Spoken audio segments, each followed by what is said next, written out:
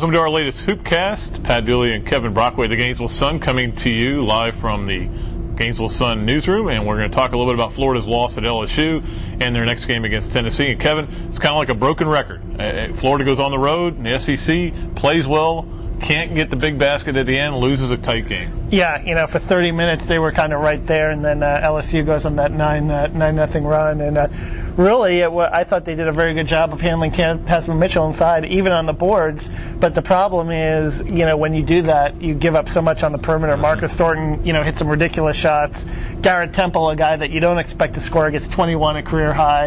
And, you lose a tough one on the road. You're kind of right there with the best team in the SEC, but some unlikely contributors helping LSU to that win. Well, and I was looking at some stats today. Florida's now next to last in the SEC in field goal percentage by other teams, by the opponent, which tells you they're not playing very good defense. But as we've said many times, this is what they are. They got to try to figure out a way to get enough wins down the stretch.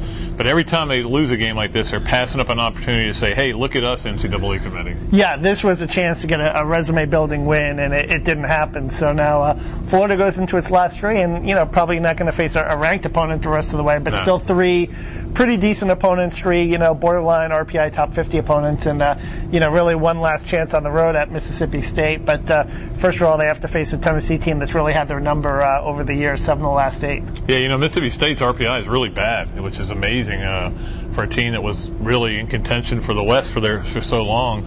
And Kentucky's isn't great, and it just keeps going down the way they're going. 3-5 their last 8 games. But certainly Tennessee's got a nice RPI. I think they're around 25, 26 right now, and because of the schedule they played.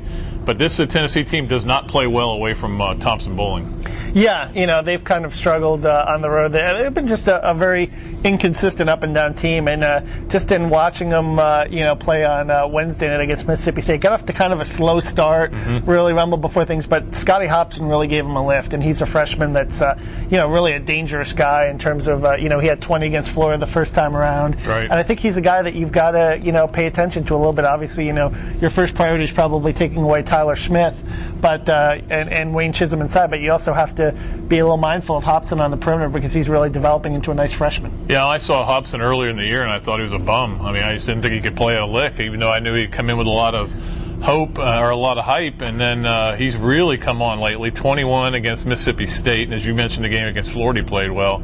Obviously, a big factor for Florida is going to be not to let happen what happened last time, which was for Tennessee just to go crazy shooting and get way ahead of them. They had to kind of fight their way back. Yeah, and don't forget, too, in that game, Nick Calathis picks up the 2 early fouls. Right. We know that this team is not a very good team when he's not out there on the floor.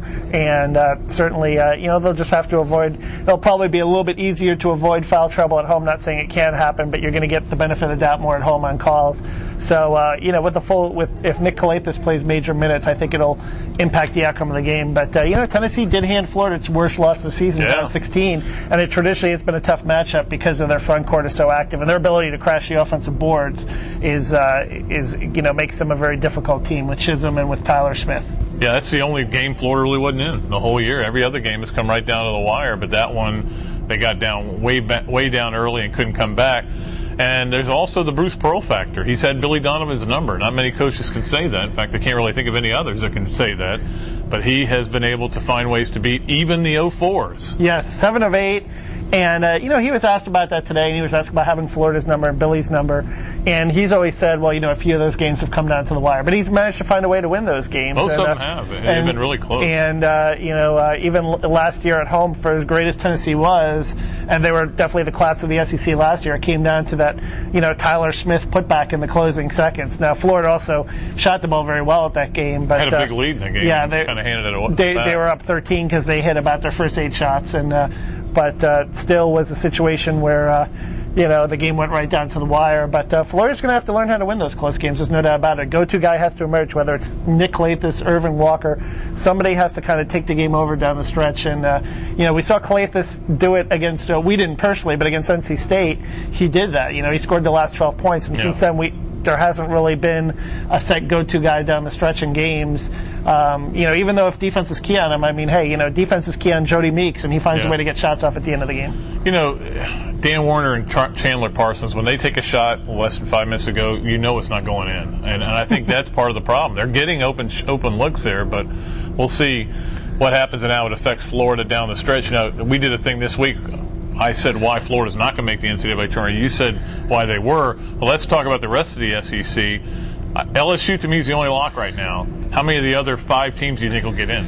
I think 4, and I think South Carolina is getting pretty close. I mean, they're close, but they're not quite there. They could lose out and still not make it. They looked very impressive, though, against Kentucky, and they've got Tennessee at home. They haven't played great on the road either, though, and they go into Vandy, and Vandy's always a tough place to play. And then they close up with Georgia, but certainly they have some winnable games down the stretch, and just 16 block shots. I mean, Sam Muldrow was playing out of his mind in that game. That's ridiculous. Swatting Patrick Who wasn't playing out of their mind? Kentucky. No question. I mean, so I think South Carolina, I think if Tennessee goes 9-7, I think they're in, based on the strength of their non-conference schedule, they've got to win over Marquette, they've got to win over Georgetown. Those are 2 wins that are really going to help them. Yeah, I think if they go 1-2 the rest of the way, which is very possible for Tennessee, and go 1 and out in the tournament, I think they're out. I think they've got to win a game in the tournament, and I think it's similar with Florida. I think Florida's got to go 2-1 and win a game in the tournament, and then it'll be interesting. But I think that'll get them in. In the case of Mississippi State, they really almost need to win out or have a big SEC tournament. I mean, they're just dying right now, going down the wrong direction. Now, what if a team like Kentucky loses 2 of its last 3? If they lose to LSU and they lose to Florida, I think Kentucky's in big trouble. Could they be on the outside looking in? I don't think there's any question. I think if they go 1-2, and they got LSU and Florida. So you figure if they lose those 2 games, they better win the SEC tournament. I wouldn't trust even getting to the finals because their RPI is not very good. It's in the 60s somewhere, and they've had some really bad losses. So it's going to be interesting. It may be a less interesting SEC or NCAA tournament because there's not a whole lot of SEC. I mean, there's a real possibility you could only have 2 go. I mean, in theory, it could happen. But it will be a more interesting SEC tournament. We'll be previewing that down the road. But right now, we're going to get out of here, and when we come back, we'll know whether Florida beat Tennessee and talk about Florida's game against Mississippi State in lovely Starkville. I know, one of your favorite towns. Until next time, Pat Dooley, Kevin Brockway, the Gainesville Sun, saying so long from the Sunshine State.